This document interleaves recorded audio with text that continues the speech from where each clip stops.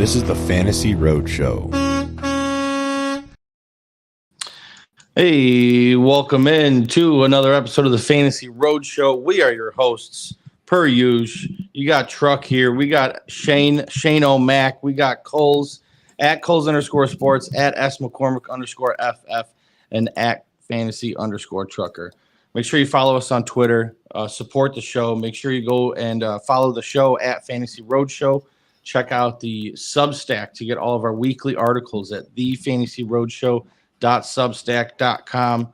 And as always, this episode is brought to you by Rule One Proteins. Go to www.rule1proteins.com. Enter Roadies40 at checkout to get 40% off. Boys, how we doing today?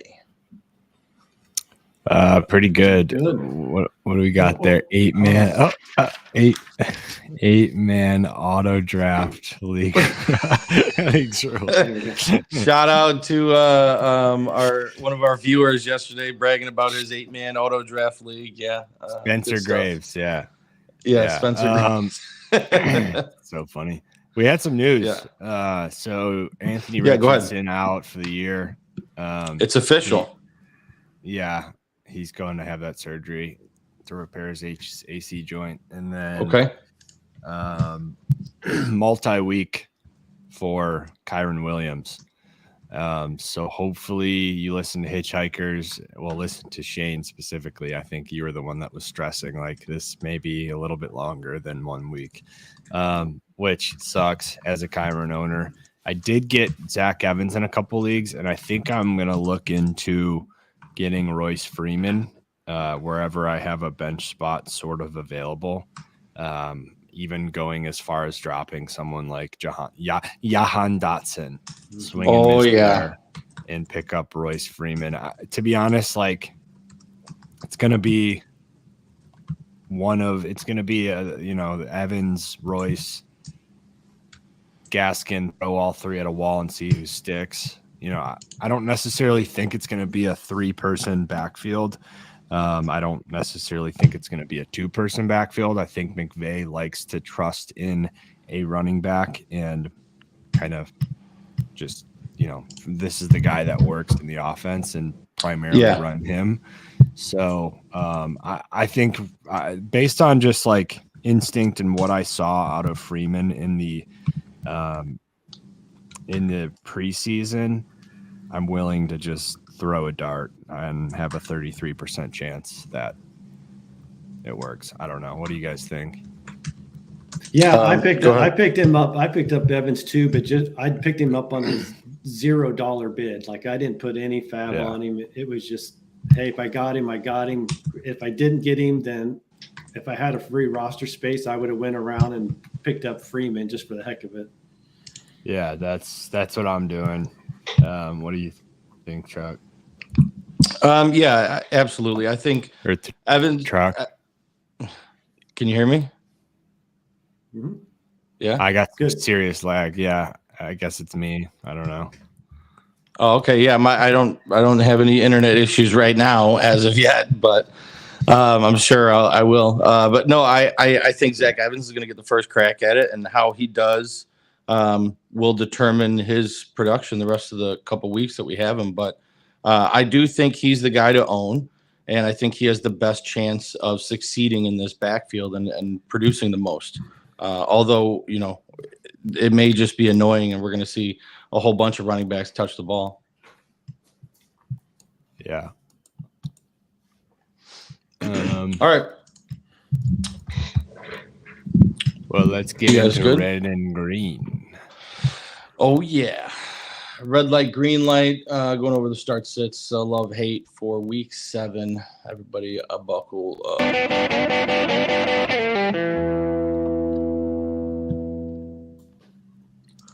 All right.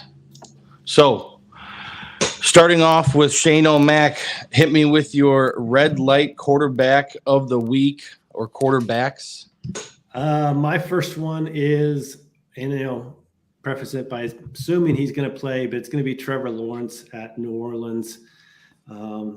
He's going to be probably started by most teams, but He's been in 16 points or less in 4 straight games. I think there are some streaming or guys you could pick up and play this week that you should play over Trevor Lawrence on Thursday night at New Orleans, who's also done a pretty good job of limiting fantasy production to quarterbacks this year. So he's my first red light, and probably the first time this year, if I had him, I would actively bench him. I completely agree. I also have Lawrence on my list. No way. So for me, it's more about Saints defense in the Superdome and Lawrence's knee. I just think all of those factors combined, and I'm just kind of out on Lawrence. So I agree. Well, Boom shakalaka! I have him as well. He is on my red light list. Trevor Lawrence at New Orleans. He has yet to live up to expectations, man. He's just been pretty mediocre this year, and he has yet to crack the top 10 since week 1. So going against a tough defense in the Superdome, I just don't want any part of it. So I agree with both you guys. Yeah. Well, that's our first trifecta. Boom. But yeah, so I just don't like Lawrence there in this spot. I do think he starts to bounce back, and to be honest, like, I think the Jaguars can catch fire at the right time. They're obviously in a loaded AFC, but like the way that this season is playing out, we've seen flashes of success with the Jaguars. I still think that they're a good team and a good offense, and I could see a Doug Peterson team just kind of getting better throughout the season and catching fire at the right time. I just don't like the short week. I don't like the injury. I don't like this spot. And I agree with Shane. I don't think I have him in any leagues, but I would look to streaming someone like, I don't know, Sam Howell comes off the top of my head, even though I don't necessarily love that spot either, but that's someone that I would look towards in that direction. Yeah, absolutely. Shane, what else you got for red light quarterbacks this week? So my second one is Kirk Cousins going against the Niners. I just think this is going to be a obviously bounce back week for the Niners. They've only given up 5 touchdowns to opposing quarterbacks this year. So they've limited quarterback productions. I think it's that matchup one. It is the big thing. Obviously, without Justin Jefferson, I just don't think there's going to be a ton of scoring opportunities for Minnesota this week. Primetime Kirk. Yeah, I didn't even think about that. Yeah, primetime Kirk. Yeah. Yeah, another primetime stat. I think the over under on primetime games this year, it's been under 14 and 6. The under is hit, which is just like insane. So that's probably going to bounce back at some point, per usual. But I mean, I think without knowing that, we would all agree that the primetime games have been a little underwhelming this far. So, definitely. That's something that reflects that. But yeah, I like Kirk. Don't have him on my list, but I was definitely considering him. Well, I have him on my list. So, Shane, we are 2 for 2. I didn't like what I saw last week against Chicago. He had his worst game yet against arguably one of his easiest matchups on the week or on the season. And I think losing Justin Jefferson hurt this team a lot more than people think. And they just didn't have a lot of production. And the 49ers are just a really, really good defense. They're top 5 against quarterbacks. So, yeah, I'm not about it this week. Coles, you got anything else? Of course I do. I have Jared Goff. I'm going to continue to fade the Lions at Baltimore. This is a really bad spot for the Lions. And this is supposed to have some wind. They just lost Montgomery. You're going to need a pound to be one of those fall East Coast, run the ball, kind of get a little gritty type of game. Lions defense has shown that they're pretty good and can definitely play one of those muck it up type games. But road Goff, wind, losing Montgomery, I don't think Gibbs. I think we talked about that yesterday. I don't think Gibbs is going to be full go. They're just going to not be 100% Lions team. and they are thought of as one of the best teams in the NFC right now, which, like, yeah, they've looked great thus far, but they don't really have that many impressive wins. I think you have the Chiefs to start the year, but other than that, what do you have? The Falcons is probably your best win. I mean, let me pull up their schedule real quick. They played the Chiefs, the Seahawks, the Falcons, the Packers, Seahawks, that was a loss. Panthers. Yes, I'm just saying their schedule has been pretty soft so far this year. Yeah, but since opening night against the Chiefs, you haven't really played. You've done everything you're supposed to do, but chalking them up as one of the best teams going into a tough Baltimore environment in a game where Lawrence didn't necessarily look great, or not Lawrence, Lamar didn't necessarily look great. It's just a really good spot, I think, for the Ravens. And another thing to add there is, like, the only thing game script wise that goes against the Ravens is teams coming back from London kind of start slow. So that would be the only thing that worries me, but I just think it's a bad spot for the Lions, and they're going to get beat by the Ravens. Yeah, he was in contention for me. My other one I have down here on my notes, I don't even know. I'll just leave him off. It's all good. Okay. All right. It's Jordan. I'll say it. Fuck it. It's Jordan Love. I just think, like, the Broncos defense eventually has to look okay. I think they're starting to kind of. Vance Joseph has seemed to figure something out, but just going to Mile High, I think, again, from just being a good spot for the Broncos to finally do something. This could be a team that you just keep getting beat on, but there should be some value on the Broncos given how bad they've been, and just a home Mile High game against the Packers team who they're not that good. Yeah, I think that's a good segue to I get that. But I think that's a good segue to green light quarterbacks, because I have Jordan Love as my green light quarterback. So I'll combat you a little bit on this one. Jordan Love struggled last week against the Raiders or last game in week 5. He had a bye week last week in week 6. Time to reflect off his bad game. But other than that, man, he's been decent. He's been putting up over 20 fantasy points per game outside of that game in week 5 against the Raiders. So juicy matchup this week against the Broncos. I don't think the Broncos defense turns it around. They've been the worst defense in the NFL thus far, and I think that stays the same this week. And Jordan Love has a get-right game here against the Denver Broncos. Shane, what do you got? I think for him, I think a lot of it would come down to me, like, is Aaron Jones back and playing and back to Aaron Jones? Because I do think that makes a big difference for Love's production and some of those easy matchups that he has with Aaron Jones coming out of the backfield. I think Love's a good example to bring up when you put it up against our Trevor Lawrence call. So, like, I think I'd probably lean Love over Lawrence if I had to make the call between those two guys. Yeah, I'm right there with you.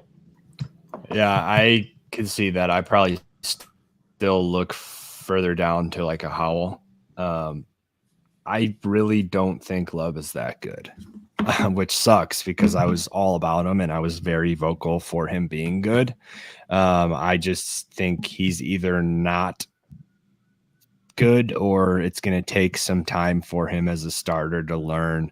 It just seems like he doesn't go.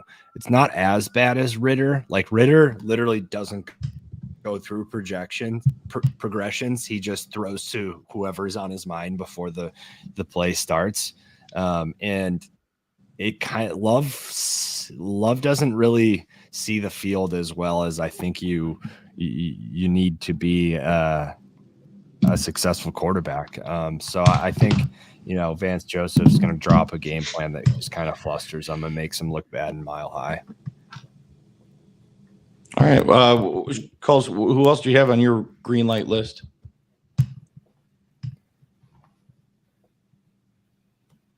I'm getting such bad lag here. Let me try. You run with one, Rye. I'm gonna hop out. Okay. All right. Hop back in. Well, I just did one. Shane, go ahead and hit me with yours. All right, I'll well, he's hopped off. My first one is going to be Geno Smith going against Arizona. I think this is a bounce back game for him. As bad as it was last week, I mean, he still threw for over 300 yards, which is good to see. Cardinals are, they're bottom 10 in the league and passing yards allowed and touchdowns allowed. I just think this is a bounce back game for Geno.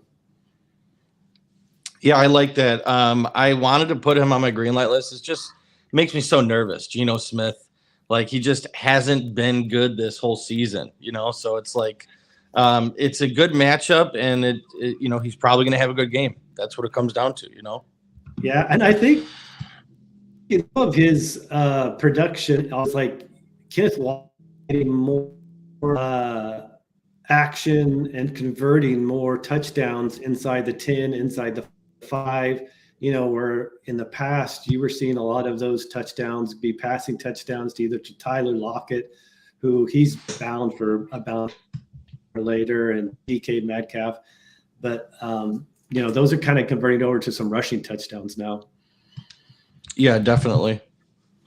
My other green light quarterback, sorry, I'm dealing with something over here now too. This is not good. No, it's all right. I'm good. Brock Purdy. I got Brock Purdy against Minnesota this week. Brock Purdy is coming off of one of his worst game in his entire career almost last week. And this week against Minnesota, I think he bounces back. Purdy has scored over 20 points in 3 of his last 4 games. I really like the track record he was on. And without Christian McCaffrey, I think Purdy's really going to have to step up and perform well in order to win these games, even though the 49ers should win pretty easily against Minnesota. So I like Purdy this week. I think he has a big game. I don't know how you feel about that. Yeah, Purdy was my second guy too. So we'll see when Coles gets back if it's a trifecta with Purdy also. But yeah, Vikings just aren't very good against the pass. They're another team that's in that bottom 7 of passing touchdowns allowed. I'm not even really that concerned if if Debo's not in the game, if he doesn't end up playing in that game. I still think he can put up 2 touchdowns at least. 225 yards throwing at least. And this week with buys and everything, even if it's that type of performance, that's going to put him as a top 10, top 12 option. Absolutely. Yeah, I'm right on the same page with you there. I think Ayuk has a big game this week. That's a little tidbit to my green light wide receivers. But yeah, man, I think that's good there. All right. Well, we don't have Cole's green light quarterbacks. We'll touch those up when he gets back. But let's move on to red light running backs. Shane, what do you got for red light running backs this week? So my first one, it's going to kind of carry over the theme here. I'm going with Alexander Madison against that Niners defense. Some people are going to be forced, I think, to play Madison because of bye weeks, because of injuries. They look and see that he's been a top 24 running back for 4 weeks in a row. But when you dig in and look at his rushing yards and his yards per carry, it is awful.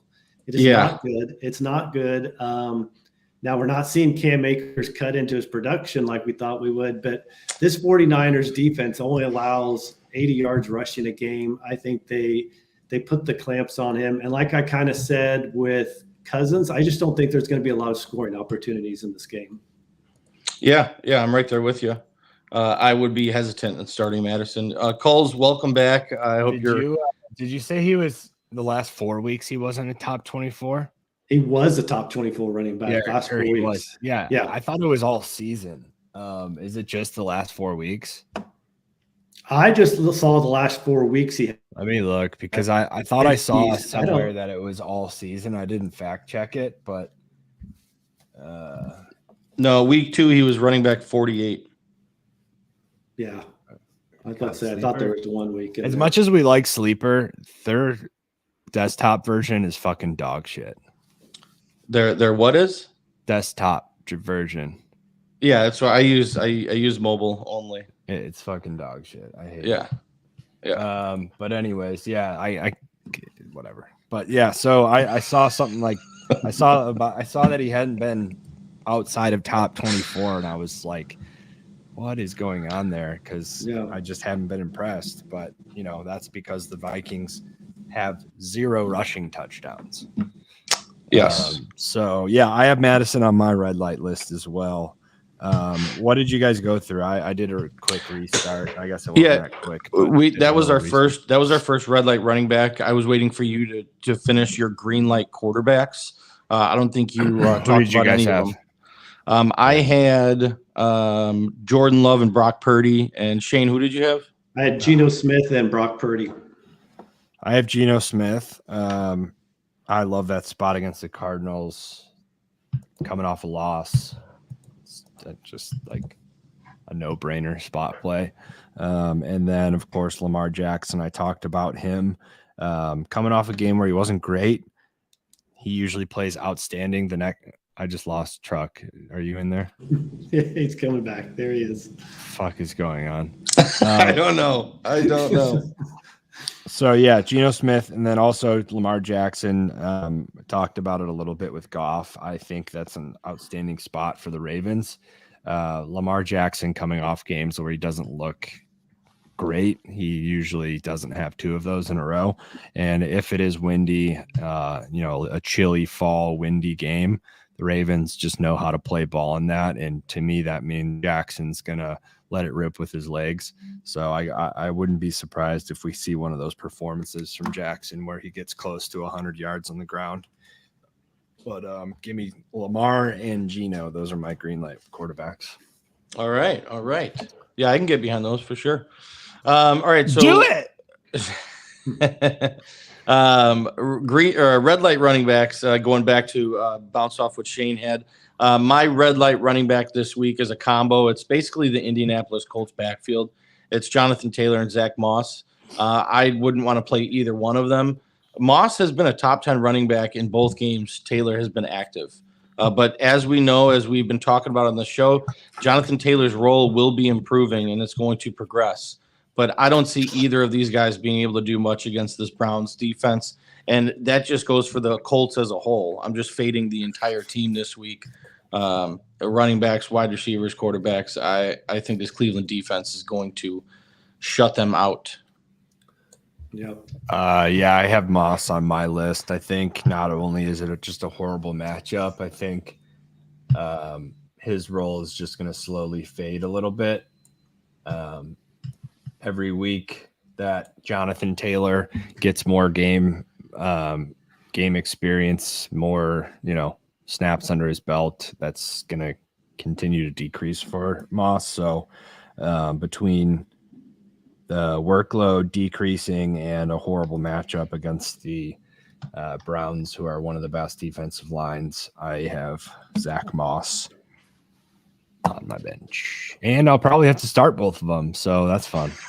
Yeah, this bipocalypse is tough, and all these injuries. So, Shane, what do you got for your other red light running back this week?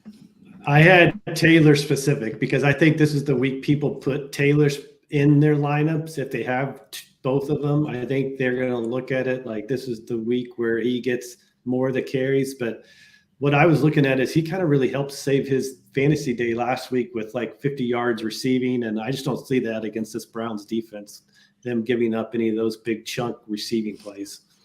Well, Shane, as a Jonathan owner in one league where I own both Moss and Taylor, I am hoping for a couple catches from Taylor and maybe a garbage time touchdown from Zach Moss. Otherwise, I'm fucked. Yeah, that's. But no, hopefully. yeah, I like that. I have my last running back is Richard.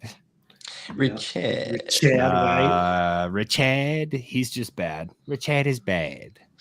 That's my analysis. That's your analysis. Richard is bad.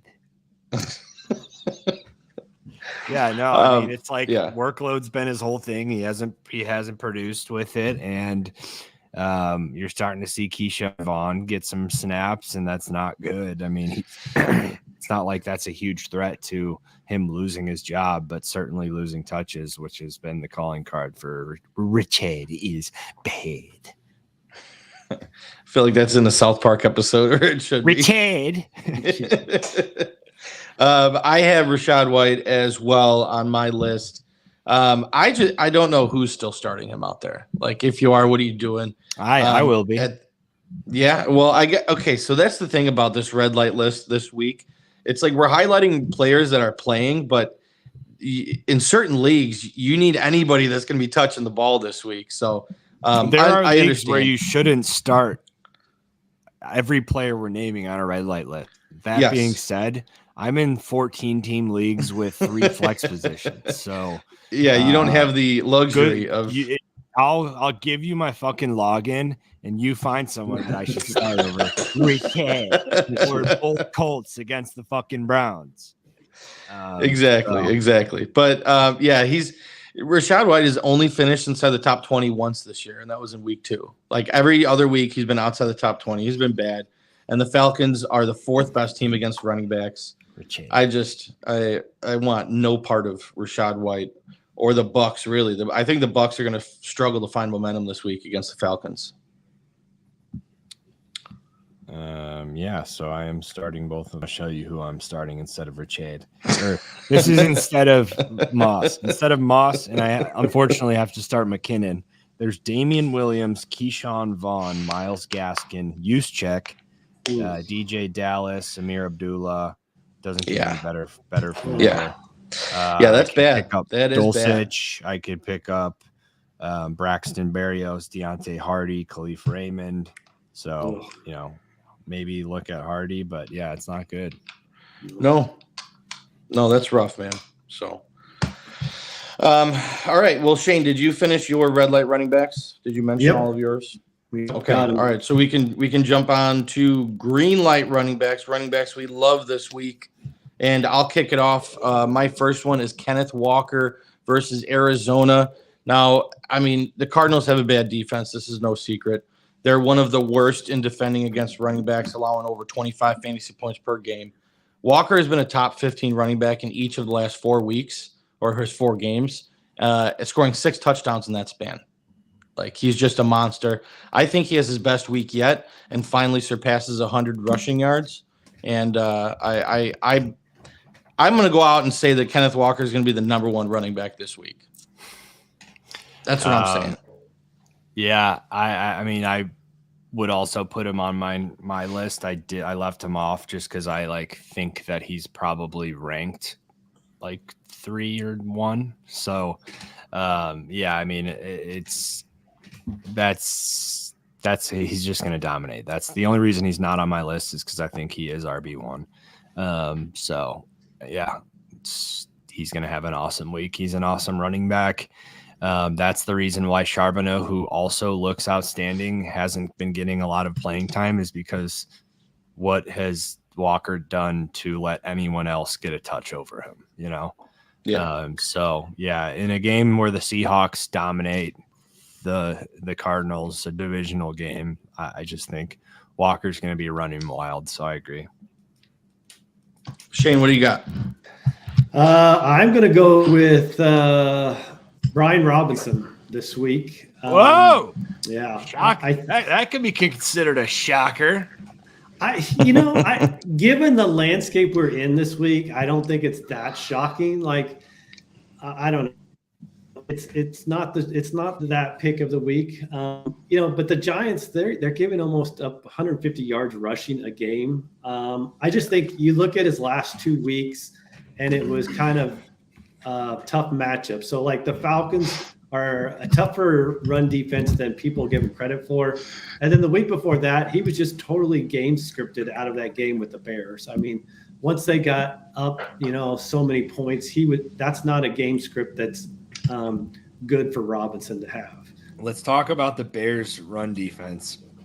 So we had talked about how something clicked in that game against the Skins. Well, then Madison didn't do shit the following game. I realized that that has been since Flus took over the defense and that pedophile left the Bears. Okay. So, All right. like, Flus clearly has that rush defense dialed in, and that's what it's true, Allegedly, right? allegedly. Yeah. Where there's smoke, there's fire on that one. But yeah. Anyways, Flus took over the run defense, and I think it's looking a lot better. So, I agree with you that against the cupcake Giants team, he should be able to run wild. So I like it. It's still a shocker. Internally, that is a shocker. And he's getting involvement in the pass game too. Like he's had like 6 receptions and a touchdown over the last couple of weeks. I mean, for him, that's if you get 3 catches out of him a game, that's huge. Yeah, it's massive.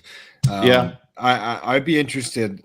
You saw Antonio Gibson have a couple like really good looking plays. To me, it's like, why aren't we doing more of that? Yeah. Will they? Probably not. But anyways, I thought that's worth noting. Oh, absolutely. My other running back, green light running back of the week is Javonte Williams going against Green Bay. Javonte Williams hasn't really done much all season. His best finish was week 3 against Miami, where he was running back 27. His carries have decreased every single game since week 1. And last week, he only played 35% of snaps. Now, I know I'm giving all these negative things about Javonte, but I think this is where he turns it around. I think he changes the narrative. Green Bay is a bottom 5 defense against the run. And if Denver wants to win this game, it's going to be on the ground. And I think Javonte scores a touchdown for the first time this season. He will find the end zone. So I like Javonte this week. Yeah. So you say all of that, but like you don't say why. The reason why he's coming off a brutal knee injury. It's not like it's like his performance is causing him to do that. It's just because the Broncos are 1-5. They've been coming from behind in a lot of games, and quite frankly, like he's just it takes a little bit. Like you've seen how Breece Hall's ramp up has made a little bit more sense in terms of touches, but yeah, Javonte like is still figuring it out and gaining the confidence in his body. You're starting to see a little bit of it with him, like lowering his shoulder on people or hitting a spin move, but it's not like, he's still getting caught up to game speed. So that's the decrease of touches. It's not necessarily something that should pull a red flag. It's just like a team that expected to make the playoffs, trying to figure it out and not running out their not banged up, but the recovering running back who needs to, that's more so just who the Broncos are as a team than like Javonte performance on the field. So I agree. I almost put Javonte on my list. So I think from what I saw last game with him, he looks like he's starting to just have that juice that you don't necessarily have when you haven't played ball in a year or your knee just got torn 3 different ligaments. Yeah. Yeah, that makes sense.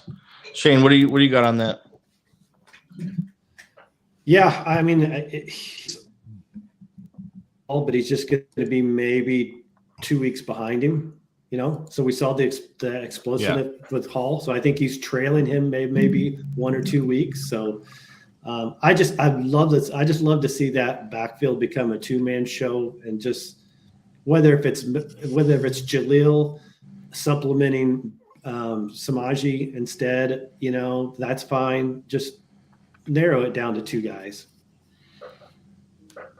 Yeah, it's going to be hard for them to have good games when all 3 of them are touching the ball. Yeah. I mean, Jaleel had the most workload, or had the largest workload last week, but also game script wise and stuff. So yeah, I think Javonte changes that narrative this week. So, all right, what else? Who else do you guys got for green light running backs? I have DeAndre Swift. That might not be like the most shocking pick either. He's just been awesome all year. I just don't know where I can put Eagles. Like I want it, to be honest, I would have green light, Jalen Hurts, DeAndre Swift, AJ Brown, Devonta Smith, and Dallas Goedert. Like every Eagle, I think this is an awesome spot for the Eagles. I think public is extremely heavy on the Dolphins. Well, let's put it this way. If you think that the Eagles are one of the best teams in the NFL and you're a believer in Jalen Hurts, then the Eagles are going to win this game. That's like about as black and white as it can get, as I can put it. So bounce back spot for the Eagles at home, prime time against the Dolphins team who, they're looked at as one of the best offenses like maybe ever compared like to the public. And they're putting up an incredible season. I think Mostert's on pace for 31 rushing touchdowns, 2306 receiving yards for Hill, like we talked about. But look what happens when they played a tier 1 team in the NFL. They got beat up pretty badly by the Bills. I think that happens again in Philadelphia. The Philly defense is getting some of their pieces back. Their defensive line is it the best in the league? I mean, I keep saying that about the Browns. You could say that the Jets are one of the best. Like it's between the 49ers. Jets. Yeah, I mean, like there's some really good defenses, but those two big boys in the middle, Jalen Carter, Jordan Davis, they're just going to suffocate Tua, and that's exactly that's his Achilles heel, is putting pressure on him, making him uncomfortable. Don't let him, go through those longer developing plays for the Dolphins. But I honestly like some of the Dolphins players too. Like you'll hear me talk about Waddle later. But anyways, I want players in this game. I think it's going to go against that primetime under. I think the over-under's at 52. There's going to be a lot of points. Both offenses are going to kind of show who they are and flex their muscles. That being said, I could see the Eagles calling a game where they stay on the field and kind of have those long run the ball down their throat type drives just to try to slow down any kind of momentum or like rhythm that the Dolphins offense could get. So because of that, I think Swift will have a big day. Yeah. Chuba Hubbard had a pretty good day against that Dolphins defense rushing the ball. I think he was at like 4.8 yards per carry. He had put up 90 yards and a touchdown. So yeah, I mean, the Dolphins defense just isn't that good. Like it's not, they're just they know that they know that their offense is so much better than everyone else's, and they're so confident in their ability to score that they just play a very bend don't break type of defense, which is fine and it works against most teams. But when you're playing at Philadelphia, one of the best teams in the league, it's just not going to work as it didn't against the Bills, right? So I think that's going to be, perfect thing to look at for this game is the Bills. And if you're a believer in the Eagles, if you think Jalen Hurts is a elite quarterback, Eagles win this game. It's just, that's pretty clear to me. But DeAndre Swift, and then I also have, this is going to come as a cold shocker. Jaylen Warren.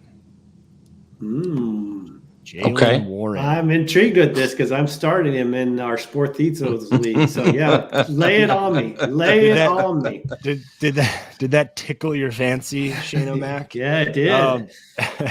I don't know, man. It's like at LA. That's Warren seems to be taking over a little bit of that backfield. The Rams are a defense that's been a lot better than expected this year, the Rams in general. But I think Steelers, coming off that bye, had a couple of weeks to prepare. They're going to be ready for this game. And, going out to LA, that's a place that can – it's a place that points can be put up. Not to say that like the Steelers are an explosive offense, but I just think that with Najee starting to lose his grasp on the backfield a little bit and Warren looking really good doing it, we're starting to see that pendulum swing the other way in Warren's favor. And you're just seeing like the team gain a little bit more juice when Warren's on the field. Like they just understand that he has that big play ability that Najee hasn't really shown. So the team, when they see Warren in the backfield, you can just kind of see that extra gear, if you will. So I think we start to see that a little bit more, and I'd like to see Warren break a big run and just kind of have one of those momentum type games that when he's on the field, they're a much better offense. And Canada might not be smart enough to realize that. He might just be such a buzzkill that, you see one drive, Warren has a 40-yard touchdown run and doesn't go back to him because he's just incompetent. But hopefully he's smart enough to see, how much better the offense is with Warren in the game. And I just think he could go out and have a big game against the Rams. The other thing I want to note is like running at Aaron Donald at the defensive tackles for the Rams. Like Najee is a very much between the tackles type runner, whereas Warren, you can get more creative, do stretch runs, just kind of get him outside, and he's a bit more shifty. So I think that plays to his favor as well in this game. Shane, how do you like that? Yeah, that makes me feel a little bit better. I mean, it is a week where he's my only option unless I wanted to pick up like Zach Evans, which I really didn't want to. I think Warren's my feeling going into it was Warren's a play over the running back pickups, whether if it's Jordan Mason or Zach Evans. My gut feeling was Warren has more upside than those guys. Yeah, I've been waiting for that Warren tide to turn. He's just, to me, he's the better running back in that room. So, but yeah, I love that. Shane, did you have anybody else on your green light list before we kick it over to wide receivers? So I had somebody, but I just saw an alert, and so Roschon Johnson still hasn't cleared the concussion protocol. No, as of like 30 minutes ago. I really did like the match. I don't care if T-Bag was in that game starting for a quarterback. I felt like that was just going to be more dump off passes to Johnson. Yeah. So it's a little concerning at this point on Wednesday that he still hasn't cleared it when other guys like Kincaid and some other guys have already cleared it, the concussion protocol. So if he's out, then I'm just going to pivot. This guy's going to be my Kenneth Walker pick for you, Truck, and I'm going with Josh Jacobs, even though he's going to be ranked in the top 10. I think the matchup, even if he's got a backup quarterback also, he just is going to have such a high floor with his receptions. He hasn't gotten past 77 yards rushing this year, but I think this is the week where he could get to 100 yards rushing, and then he's going to still give you that 5 catches for 50 or 60 yards and probably finish as a top 5 running back. Yeah, I can see that. I'm hoping that Bears defense, like we talked about earlier, steps it up and has another big game. But yeah, you're probably right. Josh Jacobs is going to have, I think, a top 5 week. But yeah, he's ranked up there for sure. Put him on your green list. That's all right. I already have a. I got put him on your green list. No. All right, let's jump over to red light wide receivers. Coles, kick us off. Who do you got for a red light wide receiver this week? Just putting in the chat. Josh Jacobs is on Trucks list. You goofball. All right, we're good. So red light receivers. I don't really like anyone that I have, to be honest. I was gonna plan on sniping one from you guys, but I have Drake London. I don't like this game at Bucks for the Falcons divisional game. Ritter's just like, I mean, watching that highlights from like his big game, which I believe I had him on my green list last week. He put up 125 yards. That was awesome to see. But like even a lot of those plays where he made, some big 25-yard catches, it was just like dog shit throws. And he's such a good wide receiver that he made an unbelievable play on. Ritter's not good. He predetermines where the ball is going before the play, whether there's one-on-one coverage or there's 3 men there. Here's another stat about Ritter that I heard that was pretty Shocking. He is 0 for 10 against the spread in the first half. So he's just slow starter, not good. Maybe not all of that is on Ritter, the against the spread part. It could a lot be like the game plan that Artie Smith has. He's also a dog shit coach. But anyways, I just coming off of a big week. This offense, like, yeah, Ritter's put up some big performances, 2 top 10 finishes for quarterbacks, but like he hasn't really looked good doing it. You know, he put what was it, 302 with an interception last week in what was considered to be a very bad game. Like, just watching football and how he could have won that game on 3 separate drives and just didn't. I'm off. I just don't like Ritter. I think he fails to get his playmakers the ball. It'd be one of those things with this Falcons receiving core, and even now Bijan, which is just ridiculous. It's like Arthur Smith game plans for Mac Hollins, Jonnu Smith, and Tyler Algier when you have Drake London, Kyle Pitts, absolute and fucking Bijan. moron. Yeah, he's such a bad coach. It's unreal. But that's how I feel there. I'm off on London. Not going to have 2 huge games in a row because Arthur Smith's dog shit, and so is the quarterback. Yeah, and I think people are going to be excited to start him after the game that they had last week if he was in their starting lineup. So, yeah, that's a great point. Yeah.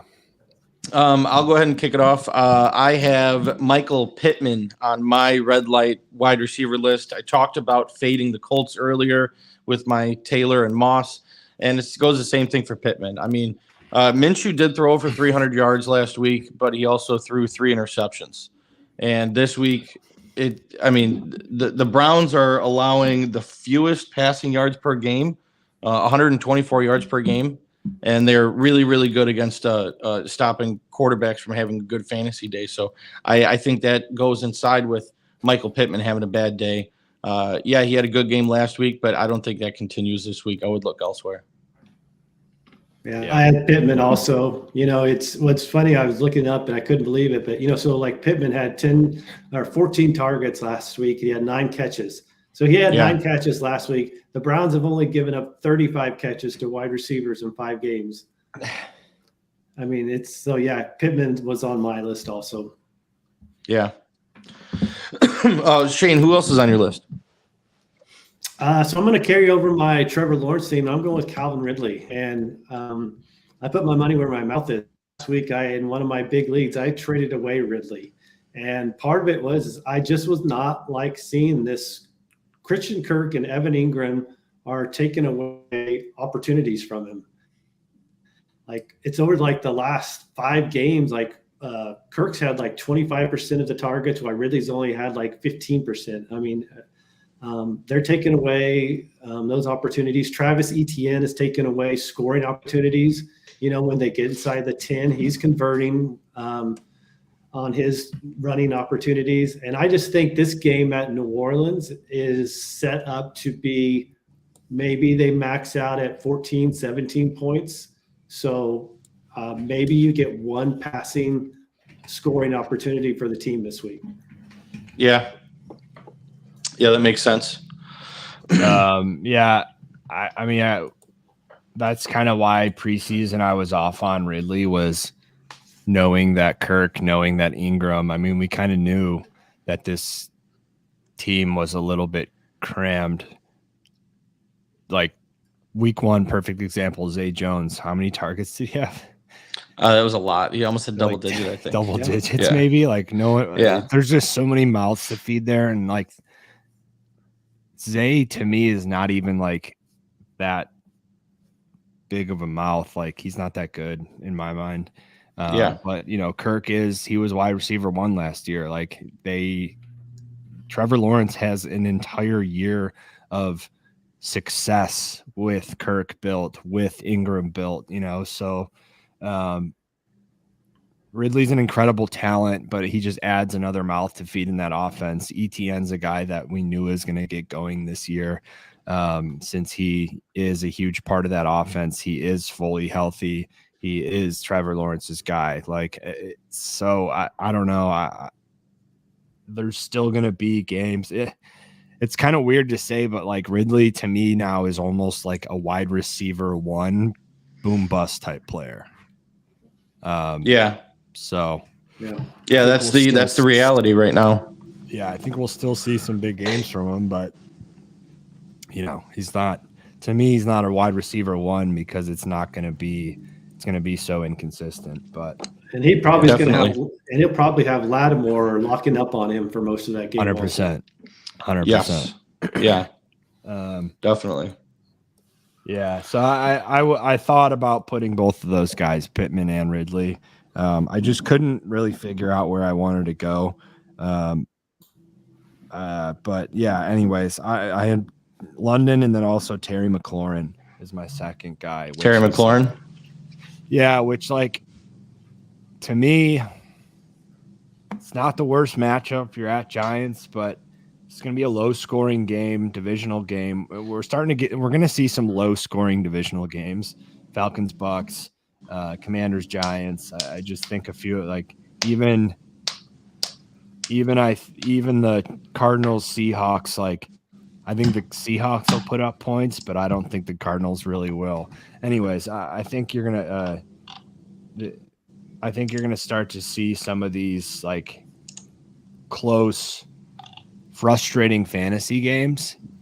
Some of these division games that like are just back and forth, low scoring, and like the entire game is a wash fantasy wise, and you're like, that was horrible. That was boring. We're going to start to see some of those, especially with like such a heavy bye week. 6 teams on bye, and then you get a game that's a complete wash like that.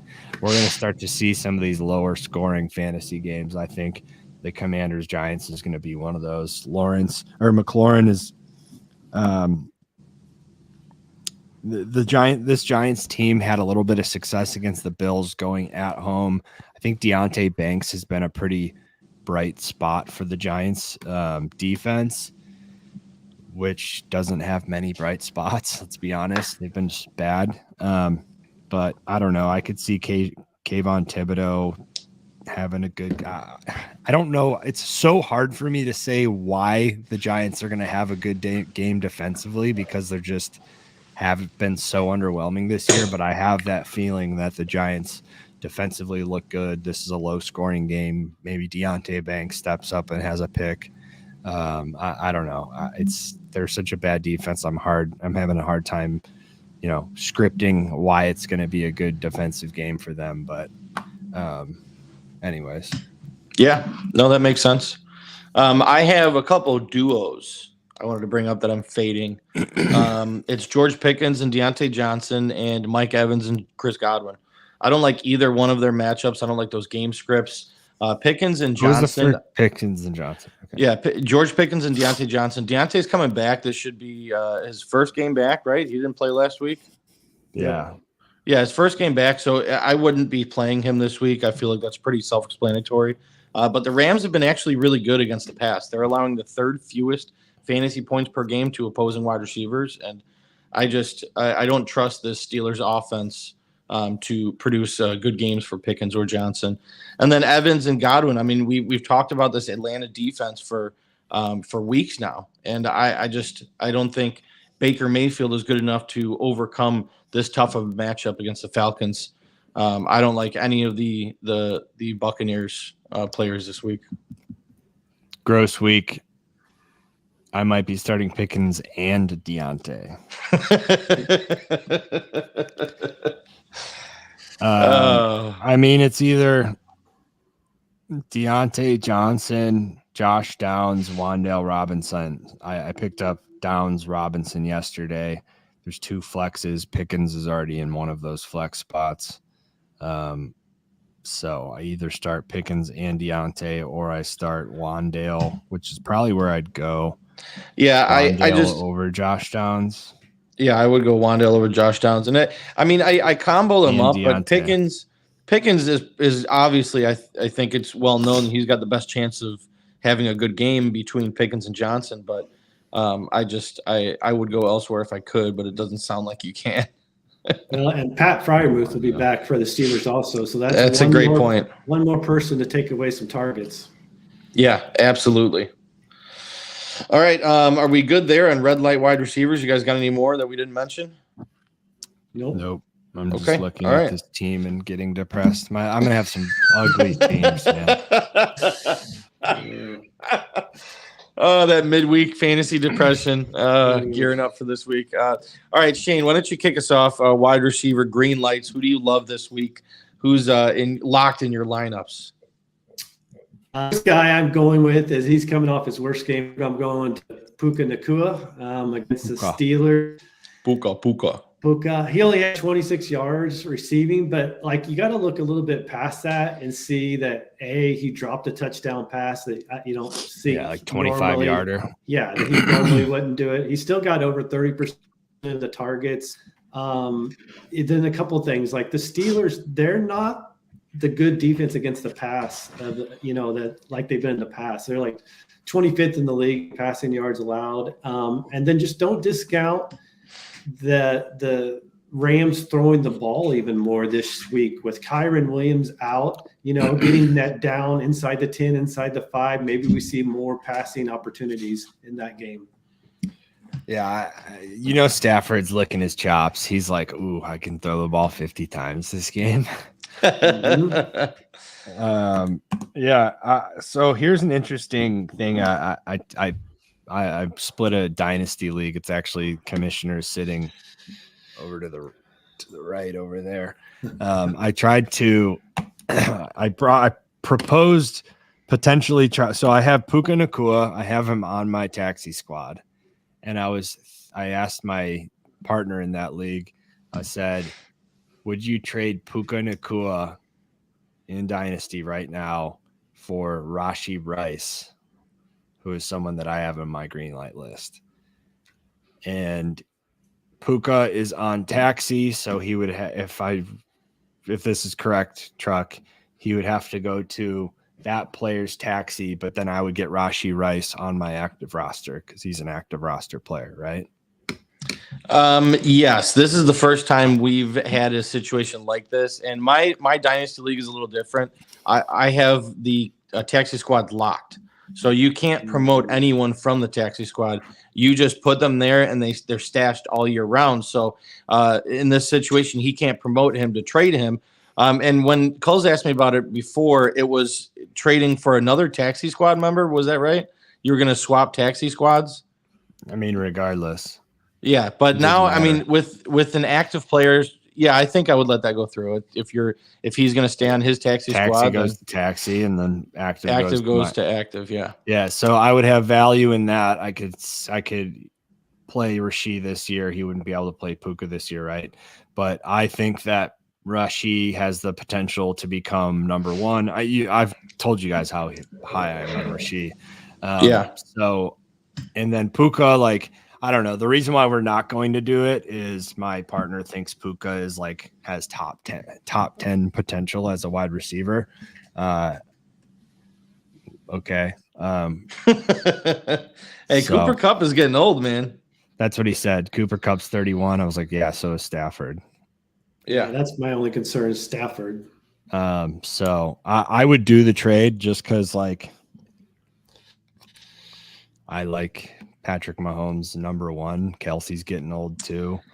Yeah. So I don't know. I think there's a higher ceiling with Rashee, and I think I've seen enough from him talent wise that like I just want to buy in now before it's too late. So yeah. Oh, absolutely. I can totally get on board with that, and that makes a lot of sense. That was completely off track. Besides, Rashee Rice is on my it's a good caveat. So go ahead. Did you have anything else you want to talk about Rashee Rice? I mean, you did blow him up right there. So yeah, I just think he's on the rise. And he's buy low.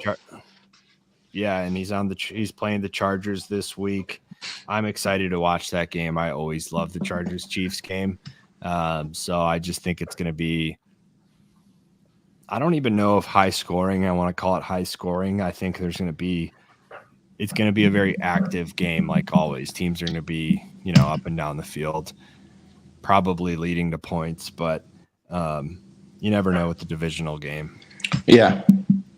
Well, I'll jump in. Shane, I agree with you. I have Puka Nacua on my green light list as well.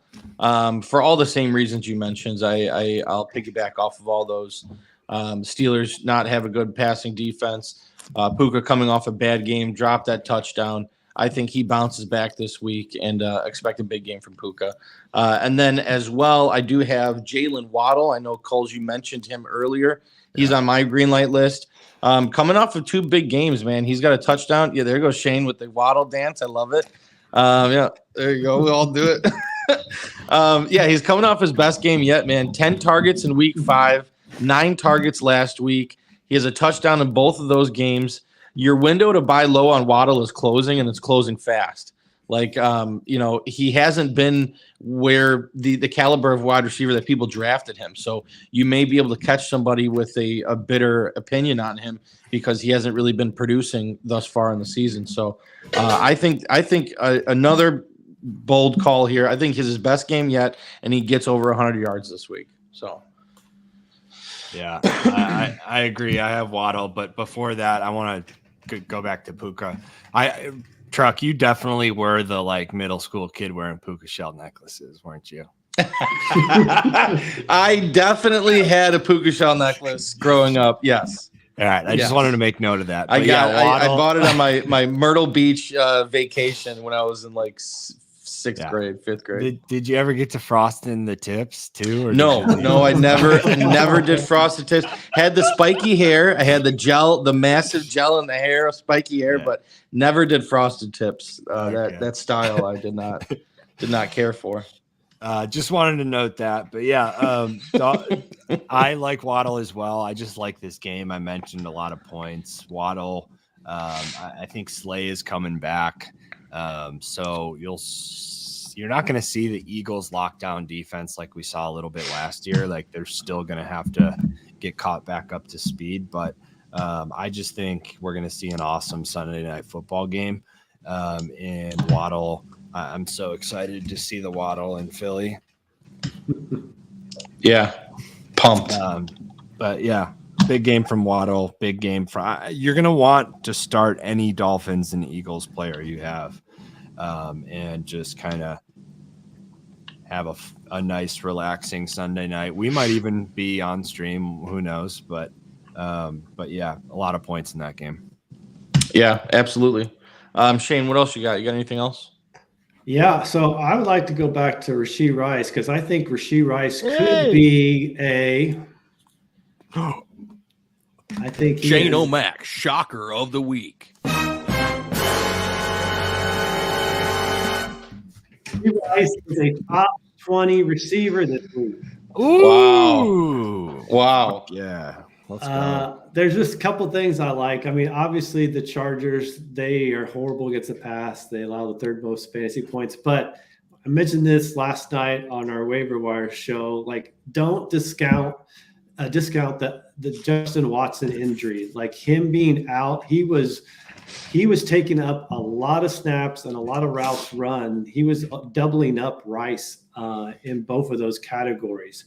And so I really think that opens up Rice to get more opportunities. So now he goes from catching 3 or 4 balls to 6 or 7. And that jump of catches and yards and, he can be looked at near the end zone. I think he gets, a score this week. He gets at least 75 yards, maybe on 5 catches. And you're looking at like an 18-point PPR week. I love that. Yeah, I also don't discount that screen pass that Mahomes threw to him that went for 18 yards. I specifically think that play sparked something in Mahomes that's man, I have a playmaker here, Yeah. And I'm sure he's seen that and seen him make plays throughout camp, but you've been seeing him try to force feed Tony that to be that guy, and Tony's just we'll catch it and go towards just try to do to. I don't know what's going on with him. He's just horrible. He's another Claypool, just head case, thinks he's better than everyone, just piece of shit. But but yeah, I love that, Shane. Rashi to the moon. Love it. All right. Well, if you guys are good, we'll jump over to red light tight ends. I got more. Oh, you do? Oh, go ahead. By all means, take it away. I just wanted another player in that game. Josh Palmer looks good. I think Josh Palmer looks a lot better than he did last year. If Justin Herbert had a little bit better of a game, then I think Palmer would have had a breakout performance. Like he had that one touchdown called back that I got pissed at Truck on stream about, and then he had another touchdown. He had another touchdown where he had a crossing route over the middle deep in the end zone where he was wide open, and I think Herbert threw it behind him, or maybe something happened. I forget what exactly happened, but there was 2 times where he was like open for a touchdown. So I think he's running routes, he's getting open, and honestly, he just looks like a better receiver. So I don't know if that's, a year older, a year better, or what, but I like Palmer. I think I want people in that Chargers Chiefs game as well. Herbert probably playing from behind for a good bit of the game, but also I think it's going to be a close, maybe field goal game. So Josh Palmer. And then this is probably another cold shocker. JSN. Oh, I think JSN, it's one of those weeks where, like, if you're in a deep league, he may be sitting there on your bench and you lost confidence in him. I think a little bit of that confidence could have been gained last week. You saw, I don't know, what did he have? Like 3 or 4 catches for 45 yards, probably. I don't know his exact stat line. I can look it up right now.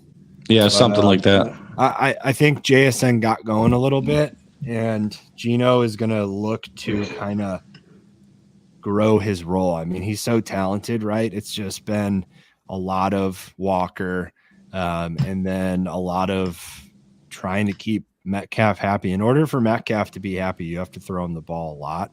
And then, of course, Lockett's so good that it's just been hard to get him to get him involved. But where is it?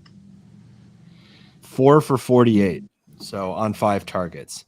So if we see that number spike up a little bit to 7 or 8 targets, and he gets 6 catches for 80 yards, maybe even a touchdown, then that's a huge day, right? And that's where that's like a performance you start to build momentum on.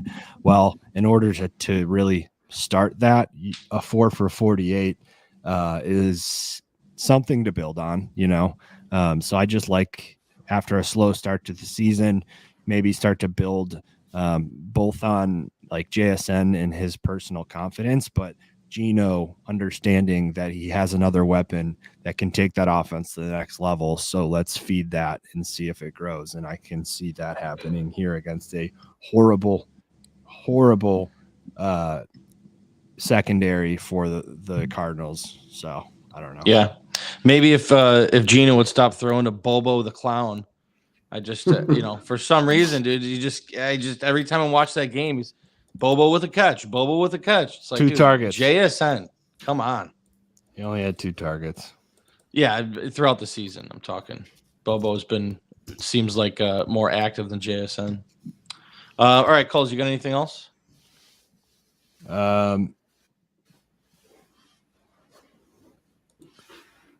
That is it. Okay. On to red light tight ends. This is a segment for just Shane and I. Coles made a proclamation last week that he will not be doing any red light tight ends. So Shane, go ahead and kick us off. Who's your red light tight end? Be right back. Perfect timing, Coles. So, this was tough, but I'm going with a guy who's going to be ranked in the top 3, 4 really this week. Yeah. I'm going Sam Laporta at Baltimore. And I'm a little concerned at Baltimore, that matchup with that defense. They allow the fewest fantasy points to tight ends.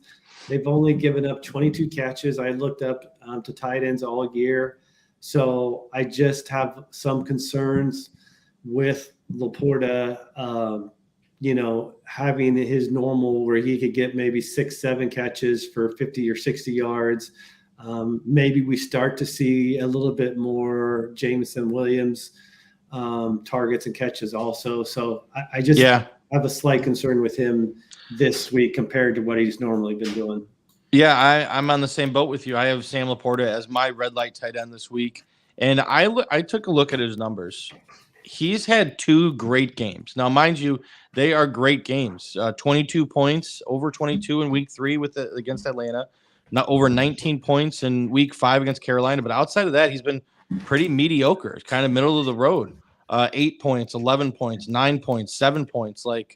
And I just think you're going to have a game more similar to that side of things against the Baltimore Ravens that he's not going to help you win this game or this matchup this week. I was going to say, I don't even listen to any red light tight ends. All right. Well, Coles, go ahead and kick us off with your green light tight ends then. What did you guys have first? I just want to hear. Sam Laporta. Laporta is a red light? Yeah. The Baltimore Ravens defense is the best defense against tight ends. And I made the case outside of those 2 games, Laporta has been pretty mediocre. So, but yeah, go ahead, Coles. What do you got? Green light. Mark Andrews, no surprise there. Yep. Mark Jackson, Mark Andrews. And then I don't even want to say it. Say it. Travis Kelce. Dalton Kincaid. This is the week. Yes. Okay. This go ahead, is go the ahead. week. Okay. Coming off concussion. Bill Belichick likes to take away the number 1 target. That is Stephon Diggs. Josh Allen's going to need to look somewhere else. That's going to be Dalton Kincaid.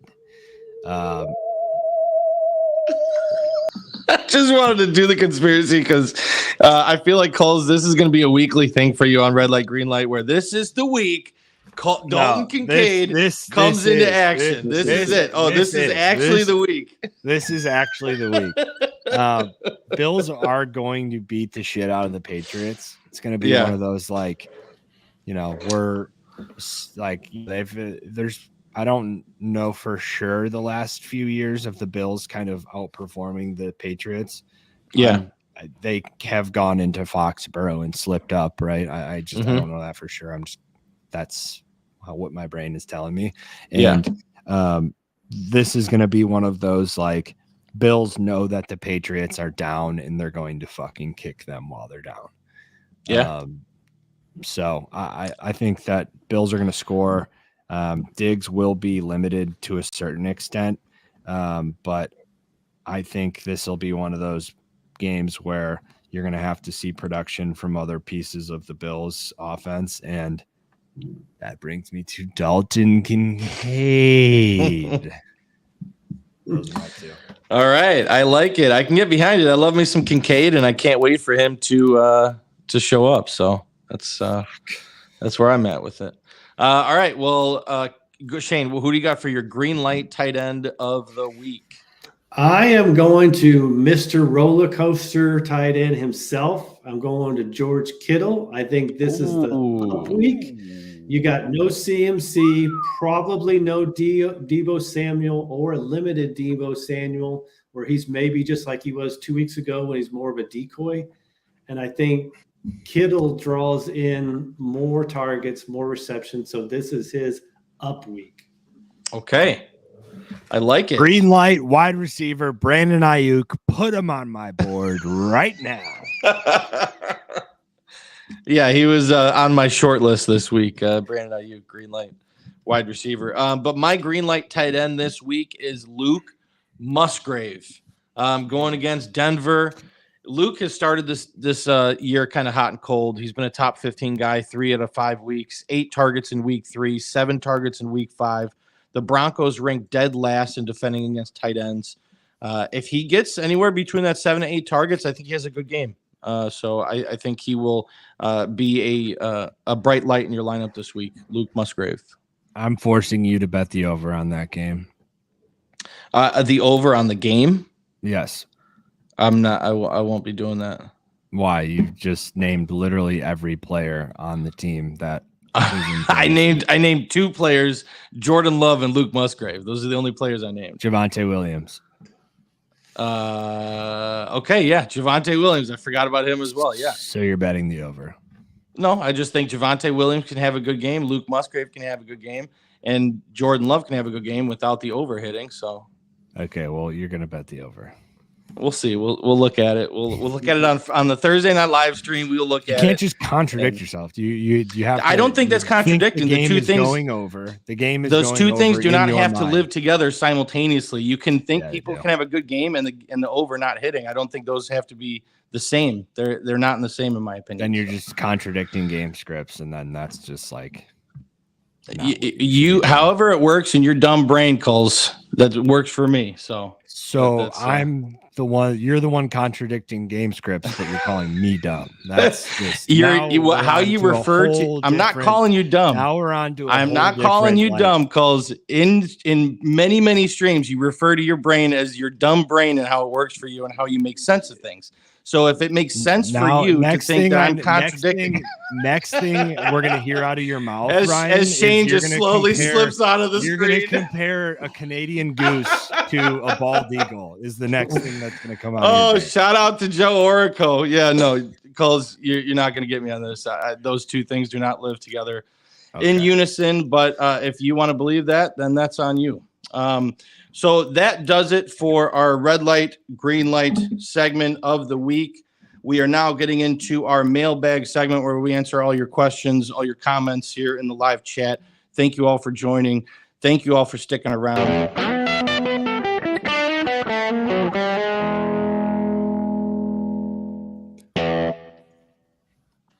All right, AS. First question, make any moves? He's 3-3 in 8th out of a 12-team league. He has Geno, Cooper Kupp, Amari, Flowers, Swift, Kamara, Freiermuth, and Christian Watson in his flex. On his bench, he's got Pollard, Hopkins, Godwin, Najee, Stroud, Dowdle. Are you guys making any moves here? No. Drop Anthony Richardson. Your team's, I think his team's really good. So. Unless it's a keeper league, you don't need to hold on to him. Yeah, I'm on board with that. That team's good. I would stay put. You're going to win this week. You have Geno, Kupp. I mean, even Amari. I don't see any of those. I don't have a problem with any of those players this week. You have Christian Watson. Truck thinks that game's going over, so he'll probably have a good game. Kamara and Swift, honestly, are like two of probably the best running backs per where their draft position was. I think they're both top 7 running backs, maybe top 5 rest of season. And got them in the 7th roundish. I don't know, somewhere around there for sure, maybe. So I love that. What do you guys think about quarterback? Is Geno and Stroud consistent enough? I mean, because he's got Pollard as well. Well, Stroud's on a bye this week, so Geno's his only option. That team's super balanced. I like it a lot. I would stay put. Yeah, absolutely. All right, thanks for your question. Alex Payne, next question. I just traded CMC and Zach Moss for Eckler and Puka. Did I win? He has JT and Henry already in a 12-man PPR and was in need of a wide receiver. Moss, Eckler and Puka. Yeah, I like it. No, I like it. JT. Yeah. I think Puka has year-long standing value. CMC maybe misses 1 to 2 weeks, but who knows what the rest of the year looks like for him. Him and Eckler are similar in that regards, but like this week, you're going to get a big bump up in Eckler playing over CMC, especially if your wide receiver room is weak. You upgraded. Yeah, I like that too. Eckler is definitely going to bounce back, I think, after coming back from this injury. It's just hard giving up CMC, but Moss is trending downward. So I think you did. I think you did good there. I think you won that trade. All right, next question. Hunter Johnson, thank you. Go ahead, Coles. Yeah, the only thing I was going to add, I mean, Eckler had a slow start to last game. Cowboys defense is good. The only thing that I would add there is like, which I don't really know the answer to, is Christian McCaffrey. Preseason, the reason I was very high on Eli Mitchell was because I didn't think McCaffrey would be used as much as he has been. Now, maybe because of this injury, does it go to that where McCaffrey is used, but then when they get in a lead, they kind of use that secondary running piece more? I don't know. I would be interested to see how that develops now that, McCaffrey did get a little dinged up, which I feel like is inevitable for the amount of workload he was getting. But yeah, that's just the only thing I would make note of with that. Okay. Hunter Johnson, thank you for your question. I got sent Devontae Adams, Travis Etienne, Jordan Addison for Stephon Diggs and Barkley. Do I accept it? Coles, what do you think here? Devontae Adams, Travis Etienne, and Jordan Addison for Diggs and Barkley. God, I need more.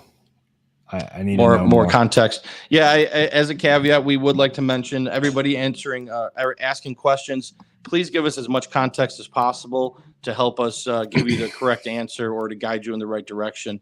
But right off the bat, I mean, context matters too much for me in this one. I think how deep your team is, how many players you can start, PPR. I'm gonna say I get what you're saying, Coles, and you're absolutely correct. But just on a black and white sense of it, I would accept that trade. I think Travis Etienne is a really good running back. He's arguably top 5 the rest of the season.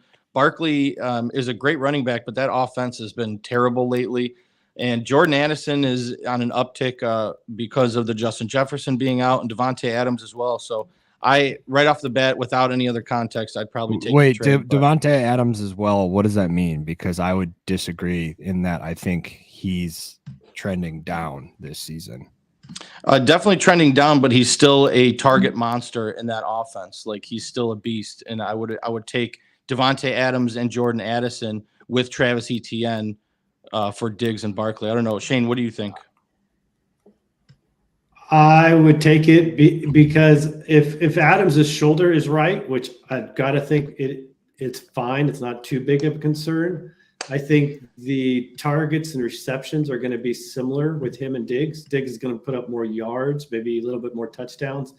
But I actually think Travis Etienne for the rest of the season is an upgrade over Barkley. And I think there's enough upside with Addison to help make up for that. Yeah. Yes. So I am worried about Devontae. Let's say like ETN stock up, Diggs stock probably a little bit down. I think that's the same for Diggs and Devontae flipped. Like, I think Diggs is not the same as Devontae because I don't think the Raiders are very good.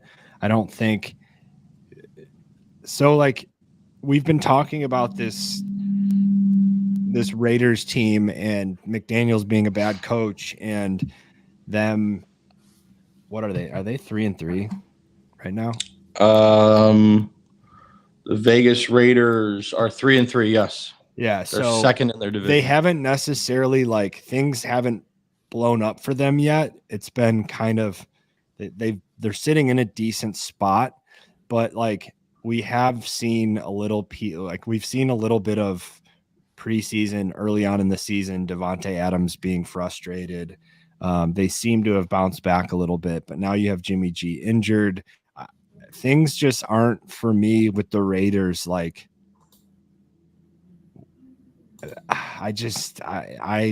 still have the feeling that things are going to kind of blow up a little bit there. And that's why I'm like, Devontae Adams' talent is incredible, and you've been seeing Jacoby Myers be producing. So you want to think that Devontae is going to punch back and be back on that wide receiver one pendulum, swing back up. But for 4 targets 2 weeks ago, 5 targets last week. I know he's dinged up, but like it's just not looking for me. There's a lot of it's just not looking great for me, how I feel about him and the Raiders right now. So I don't know. That's why I say context matters. I want to see like depth. I want to see a need for depth. Wait, no, he's getting. Yeah, so I want to see a need for depth, and I want to see, maybe a flex or two. I need to see more there for me to be sold on that trade. Okay, moving on. Aaron, thanks for joining. Yo, what's going on? Chris Genova, itching on this offer received, guys. What do you guys think? Goff and Pittman for my Kamara. I've got Fields, Love, Diggs, Amon-Ra, Walker, ETN, Brees, and Flowers. Wow. Goff and Pittman for Kamara. Love. I mean, Goff would be an upgrade at quarterback. He's got Diggs, Amon-Ra, and then Pittman. He's got Walker, ETN, and Brees. Yeah, do it. You got 3 solid running backs. Yeah, absolutely. Yeah, Pittman's even last week in a bad game, he still performed well. So yeah, I like that. He also has Ayuk, might be a good look too. Yeah. Yeah. You skipped this one. Yeah. All right. Culls, remove yourself. Remove yourself, Culls. I was trying to do it, but I couldn't. Sorry about that, everybody out there, if that bothered your ears. But Culls deals with technical difficulties from time to time, so he'll be back and he'll join us again. But thank you for your question, Chris. Keep them coming. Alex Flores, which side wins, Bijan and Flowers or Jacobs and TJ Hawkinson PPR? Shane, what do you think? Bijan and Flowers or Jacobs and Hawkinson PPR? I would take Bijan and Flowers, assuming, you're okay at tight end. I just think Bijan rest of the season compared to Jacobs, there's a much more upside. And I think Flowers is going to be an every week start from here on out. Yeah, I think so too. This kind of bothers me a little bit with this because Jacobs we talked about it today. His receiving upside is there. Like he's very active in this offense. They could lean on the run more now with Brian Hoyer, Aiden O'Connell, and TJ Hawkinson. I know we didn't see it last week in the first game without Justin Jefferson, but without JJ, Hawkinson should be very active in this. Culls is back. He should be very active in this offense. So Culls, real quick, Bijan and Flowers or Jacobs and Hawkinson, which side do you lean PPR? Which side wins? I would love to say Bijan and Flowers, and I probably still lean that route, but it depends what tight end Bijan Flowers has. Like Hawkinson is a level above a lot of people. To me, it depends on what tight end is over there on the Bijan side. I don't love Jacobs. I just don't. So I don't love the Raiders, as I just talked about. Yep. All right. So it looks like we're leaning Bijan and Flowers, although I can understand the Jacobs and Hawkinson. Context matters. Let's because of Hawkinson is like his floor is above that whole other tiers, especially without JJ really, too. Yeah, so that matters a lot. But okay. Next question, Connor. Thank you for your question. I'm not even going to try to pronounce your last name. I'll try it. Virgie. He has Everett. Needs to pick up a tight end, half-point PPR, Njoku, Logan Thomas, or Jonnu Smith. Shane, go ahead. What do you got for Logan Thomas, Njoku, or Jonnu? I'm going Jonnu. I mean, as much as it pains me to say that freaking Falcons are starting 2 tight ends, like he's getting the same amount of snaps as Kyle Pitts, and he's been a top 10 tight end over the last 3 weeks. Or Knox he includes. Just throwing that in there. No, not Knox. Kincaid's back. It's Jonnu for me. Culls, what about you?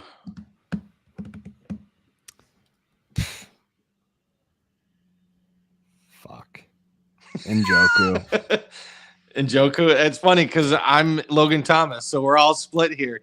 I would like Logan Thomas, man. We've seen him overperform as of late, but yes, the Commanders spread the ball around, and yes, the Commanders don't have that good of a defense or offense. But yeah, I think I'd rather have Logan Thomas for the upside.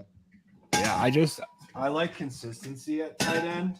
And Logan Thomas is not going to be that because of how they spread it around. I mean, like he had 9 catches 2 weeks ago, and then one maybe last game, one for like 7 yards. So I just don't like that at my tight end position. I like 4 for 50, and then a touchdown is what makes a good or bad or a good or okay. Yeah, you're looking for that high floor tight end. That's Jonnu Smith. I will not. That's it. I will not support any Arthur Smith propaganda. Colson is Jonnu hatred. Coach. Yeah. No, it's Smith. I think he's a dog shit coach. Yes. Okay. Moving on. B Cork. Thanks for joining. We missed you, buddy. We haven't seen you on a couple streams lately. So, what happened? Hey. Would you trade Jerome Ford and Ramondre Stevenson? Stevenson has some favorable matchups coming up, and Ford saw 38 snaps to Hunt's 28. Am I overthinking this? So he's just considering moving on from Ford and Stevenson. What do you guys think here? Boy, that's a tough one for me. I'd be willing to move on from Stevenson, even with his favorable matchups. I really don't want any Patriots. And Jerome Ford, I'm not moving on from him just yet unless there's a good offer that comes across the table. But I'm not going to be actively shopping him around. I know Hunt saw more snaps, but I just I don't know. Or I mean, Hunt didn't see more snaps. His usage is increasing. I'm not there yet. Moving on from Ford, I still think he has a large role in this offense. Yeah, I'd like to say first off that B Cork is starting to rise, getting close to Jacoby Myers on the Truck's best friend rankings. But also, I lean Ford over Stevenson because I like to just fade entire teams, and that's what the Patriots are to me. Yeah, full fade on the Patriots, act like they don't exist, and then Ford, he's going to still have a role all season. He looked great late in that game. I mean, from the fact alone, late in the game, Ford is the guy they pointed to, and he won them that game. So, that says it all for me. Yeah, Shane, you on board? Yeah, I was just looking up, and Stevenson's touches have been pretty bad, 8 and 10 over the last 2 weeks. Yeah, I mean, even with Hunt getting more work last week, I think Ford still had 19 carries. Yeah. All right, B Cork, thanks for chiming in, buddy. We always appreciate it. Danny Cousins, thank you for your question. Pick 2 running backs from Madison, James Cook, Jonathan Taylor, PPR for this week. What do you guys think? If Daniel Jones and Kirk Cousins had a baby, this is what we would get. Danny Cousins. I go Cook in Madison. Cook in Madison. Yeah, I'm on board with you there as well because it's Cook and Madison, as painful as it is. And you should change your name to Captain Dollars. Danny Cousins, Captain Dollars. Shane, are you on board Madison and Cook? Yeah, Cook was the for sure. And I guess you go Madison over Taylor. Okay, all right. Danny, thanks for your question. How about another Dan? It is Dirty Dan. Ooh. Thank you for your question. Would you trade Ayuk and Evans for Jacobs and James Cook? It depends if you have a desperate need for running back and you have wide receiver depth. It sounds, I mean, if he's willing to do this trade, it sounds like that is the case. I mean, right? Why would you trade 2 wide receivers for 2 running backs if you don't have the deficit at that position? If that is your need, then yes. That being said, I think the talent on the Ayuk and Evans side is probably more than the Jacobs Cook side.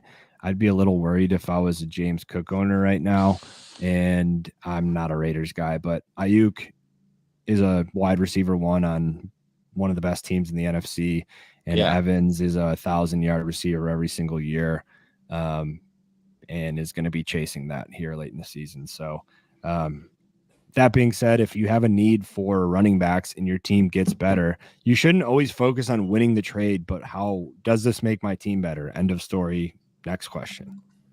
Gotcha. Yeah. I mean, Shane, where are you at with this? Yeah, I'm the same way. I just need to see what the other roster was like, but yeah.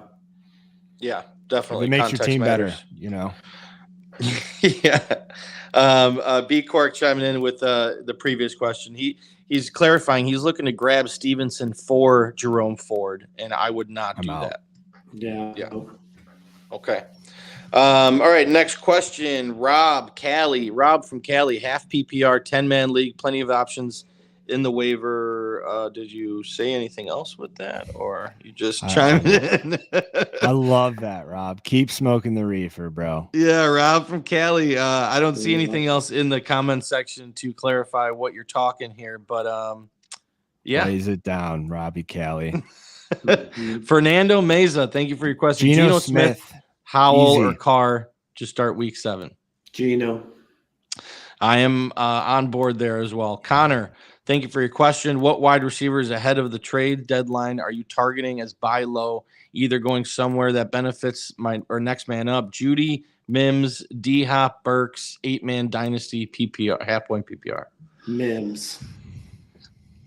Yeah, Mims, 8-man dynasty, half-point PPR. Either. What is this question? He's asking. So he's wanting to. He wants to like get ahead of. I had the same thought. I'm like, wait, I got to reread this. Only of these guys that he posted. These guys posted, yeah. So he's thinking Mims. If Judy gets traded, then Mims. Do I pick up Mims ahead of the trade deadline, or are there conversations that Hopkins going to get traded? Is that something we're talking about? I haven't heard that, but he may be just referring to maybe trying to get Burks while he's out and been hurt.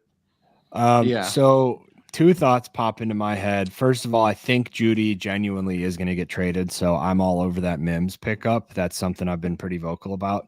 Second one is, could you imagine trading AJ Brown for Treylon Burks and Malik Willis? I think he's clarifying here.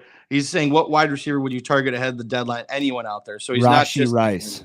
Yeah, I think he's just using that as an example with Judy, Mims, D-Hop, Burks. Rice. Yeah, who are you buying low? Yeah.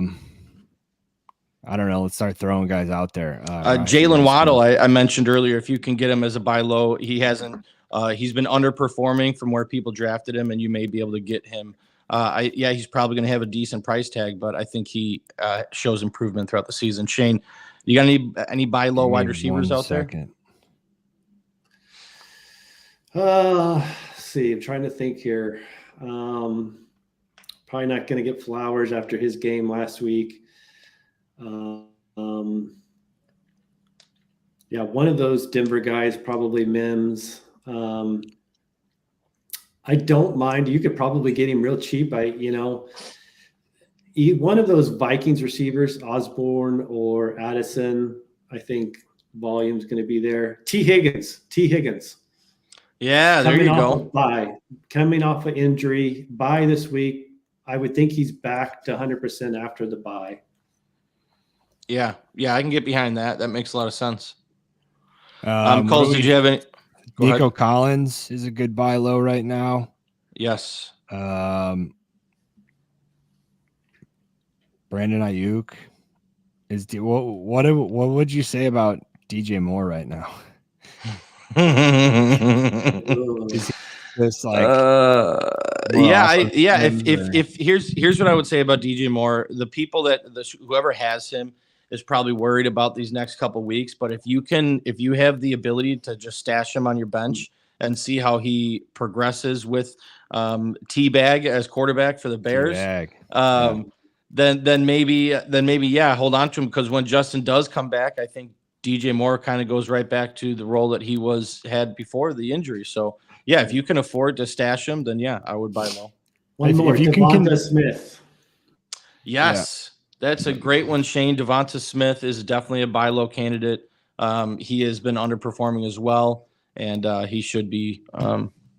Another improving interesting buy lowish high upside is Hollywood Brown. Like if you really need to make a move and you can get Hollywood thinking that the Cardinals are going to trade him before the deadline and he could go to a contender. Hollywood's an interesting, like, try to buy low on his current value and then his future value. If he gets traded, the ceiling is so much higher. So if you're sitting 2 and 4 and you need to make a move like that, then that would be interesting. Or if you can just get him cheap, Hollywood might be on that list.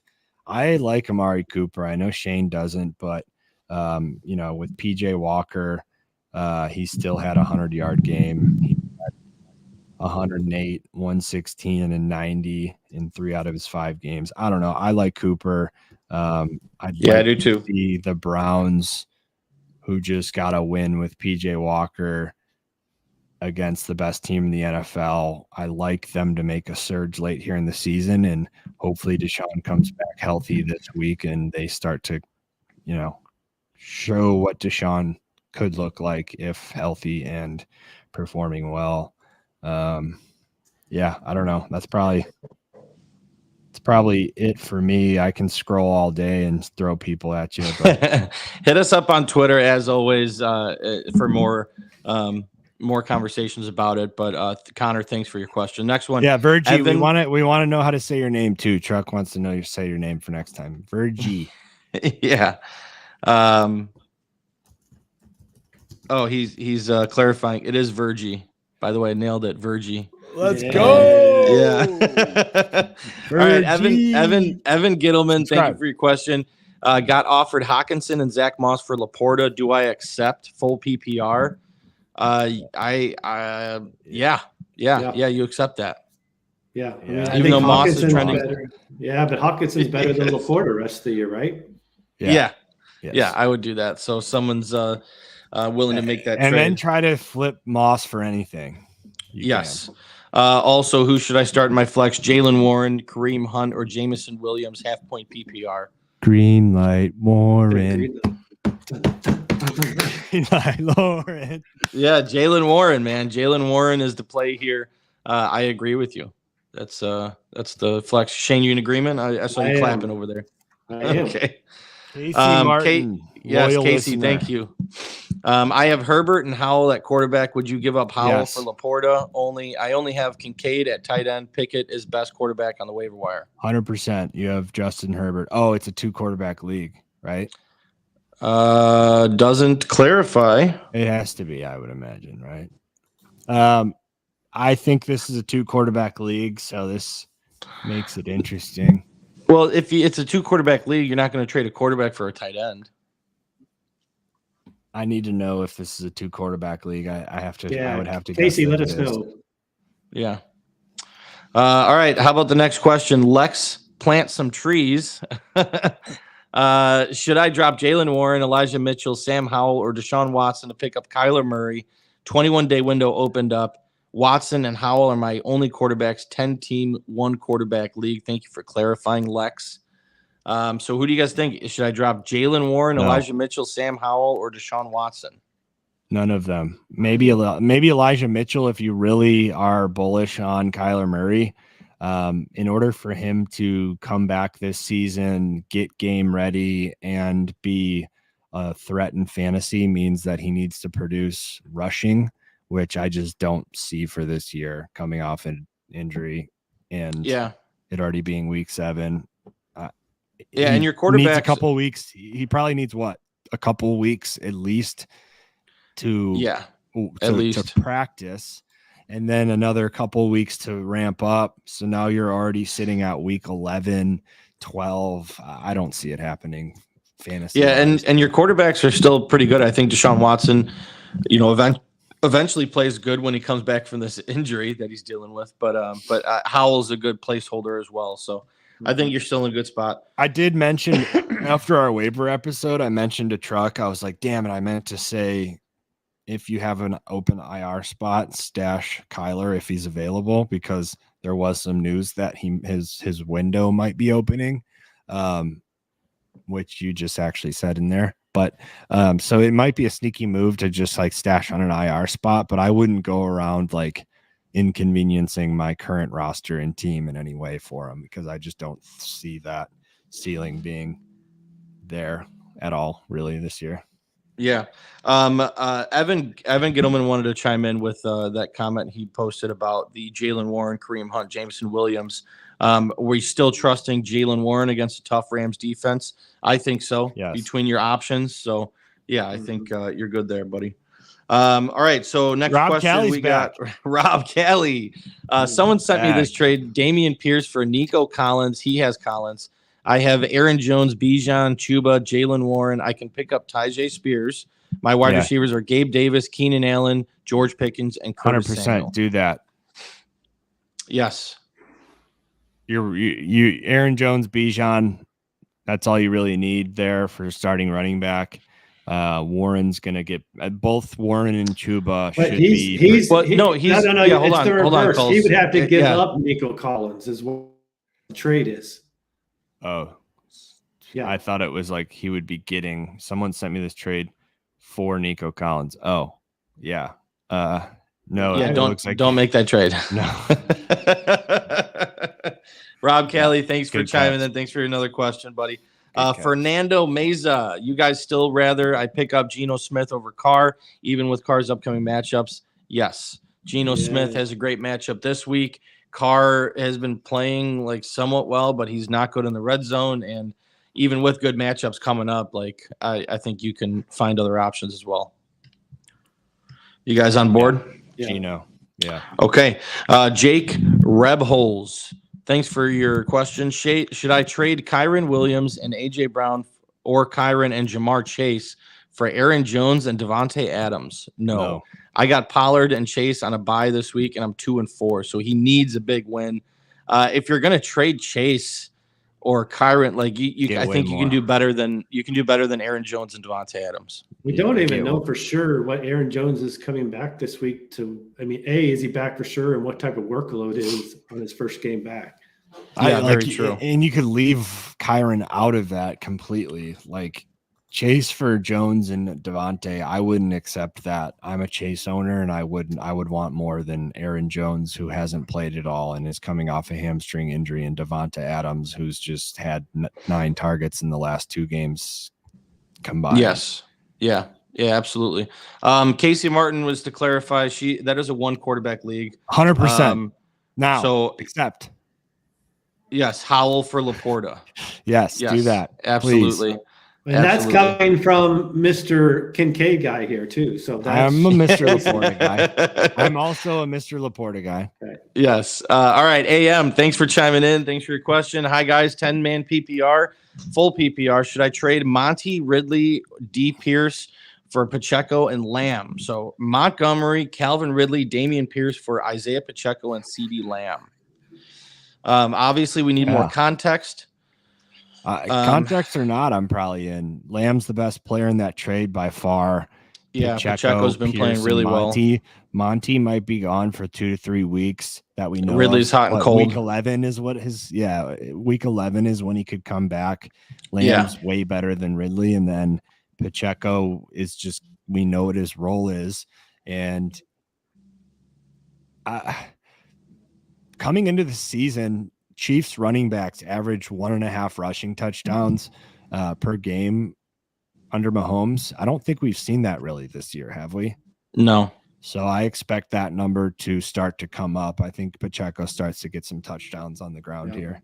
And then I'm on board with that. AM, if you had an extra spot and you feel like you needed an extra running back, just pick up Singletary, who could be just the same workload as Pierce. Yes. Yeah. Absolutely. Yep. And then Rob Callie, thanks, homie. Sorry for the weird context. My connection is horrible. It's all good, Rob. Thank you for joining us. We appreciate everybody chiming in, asking questions, posting comments. We love it. Yeah. This is our favorite part of episodes. So you guys join us again. Coles and I will be live for Thursday Night Football, talking our Week 7 matchups, who we got winning and losing those games. And then on Sunday, we have a Sunday start sit early morning, 10 a.m. Join us for all of your last-minute questions. Coles and I will be doing that, as well as a Sunday night live show talking during the Sunday night football game. So we go live throughout the week.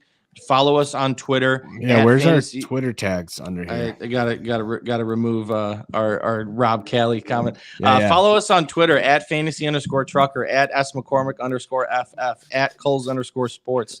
Make sure you follow the show at Fantasy Roadshow. Also, sign up for our Substack. You're going to get an article that kind of lays out the entire episode we just had today. It's thefantasyroadshow.substack.com. You're going to want to go on there and submit your email. It's all we need, and we will be giving you guys every weekly article we produce. And as always, this episode is brought to you by Rule One Proteins. Go to www.rule1proteins.com. Enter in Roadies40 at checkout to get 40% off. Coles over here is about to give us a sample and a rating of their Coles. What is that exactly? This is their pre-workout. It's called Rule One Roar. I told Truck I'm going to go to the gym after this episode, so I would do their I would sample one of the pre-workouts, and this is ferocious. So I imagine it's going to be pretty intense. I don't really take intense pre-workouts anymore, so we may be in for a wild ride here. But I'm going to go to the gym and work out my legs. So no better time to try their ferocious workout roar. What flavor is that? Lemon lime. It makes me think of the Katy Perry song. Mm-hmm. You're gonna hear me roar. You guys are ridiculous. I may put that on the headphones when I'm riding my bike to the gym, but nice. Yeah, I think I need some of that for the beginning of these shows. This episode is almost 2 hours long. Coles. Oh, geez. Right when he's about to sample his pre-workout, has more technical difficulties. We got to figure out exactly what's going on with his equipment over there. And I know he's technologically illiterate, so I kind of have to help him out with that. But again, we appreciate everybody joining us. I'm going to give Coles a few minutes to come back because I know he did. And he's back. Let's see. Hey, there we go. He's back. Plug the Roadies 40. Put it in the chat again, right? Can you? I already did, but I'll re-chime it in there. Make sure everybody knows that. It is Roadies 40 at checkout. You go to www.rule1proteins.com and Roadies 40 at checkout to get 40% off. Go check out the website, man. They got everything. They got multivitamins, pre-workout protein shakes. They got a pantry. They got literally anything that you guys need. If you're looking to get back in the gym or if you're looking to step up your supplement game, definitely go check them out. They got some good stuff over there and you get 40% off. So, Cole, how's that flavor? It's great. It's just a very light tasting lemon lime. I have a feeling it's going to get me going here pretty soon. So, but very light lemon lime. It's not like some of these pre-workouts I've tasted in the past will be very like tangy, and this is just a very smooth, light lemon lime flavor. I'll let you know here next time, maybe Thursday Night Football, or I'll tweet something about how this ferociousness hits me. But anyways. If Jaylen Warren has a green light, outstanding performance this week, Shane O'Mac and I next green light, red light, green light will sing Katy Perry roar for everyone. All right. Well, let's hope that happens. I got to get out of here. Room service is going to be kicking me out soon. I got to check out this hotel. So thank you all for joining. We appreciate you, Shane. Thank you very much. Coles, appreciate it as always. Truck. Yeah. You're driving to Milwaukee today. Make sure you buckle up. Oh, yeah.